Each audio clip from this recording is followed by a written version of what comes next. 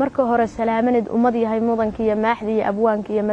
madaxdu ay ka buuxdeen midigtayda joogtay bidixdayda madasha ah hortay ka muuqdo micnahayga dhuuxow murtidan siday tirimaankayga laga qoray muraadkaygu uu yahay maansadii xalayto maqribkii gadaasheed abwaan suufi mariye ma hada noo kaale iyo muxbo ugu yeereen ninka miyiga joogiyo jaajiga badmaaxa muran siisay dhowr jeer mindiyaha u dhiibtee mid waliba tooqiyo meesha uu marayo waxa uu macaashiyo maqaamkiisa qeexdee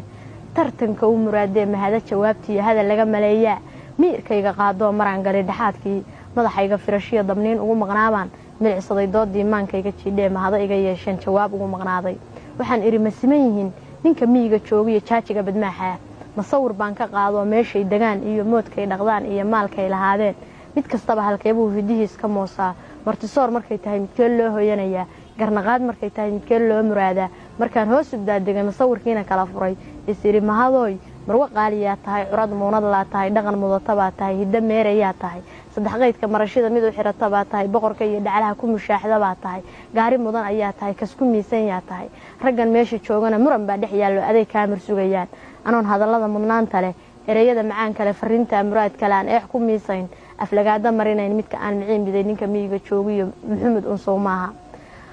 marka xaaja murugtee marka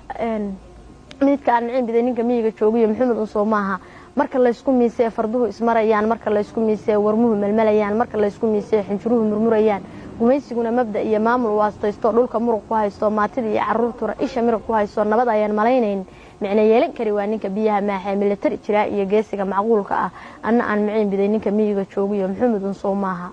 marka ay martii timid gaajadu ku maran tahay inta aan malay iyo wax wada madooban magacood la garanayn xaniid min qaadayaallo maantadii horeeto siico mataataxay dhuunta ayaan marin karin hortood matuxilaa midka dheeha maalo awr mindida mariyo maraq kulul u keeno ardaa u meegaaro wixii hore ka mayriya midka aan miciin biday ninka miyiga joogiyo maxamed unsow maaha marka xaaja murugtee madaxeed adkaadeen nimbe meel u jiidee geed madal harweyn iyo garangar la soo maro midka aayar mariyo xaajada micneeyo dadka kala maslaxayo mawduuc u jeedsho anna aan miciin biday ninka miyiga joogiyo maxamed unsow maaha maadaamaan hore uu idhi ina malik ayaanahay doonis kama maraan karo marka ay sidaa tahay boqol miro halaad iyo maadhii ninkii dhaqay hooyo muqadinkeedii iyo arax jabkii mudnaan jiray magayana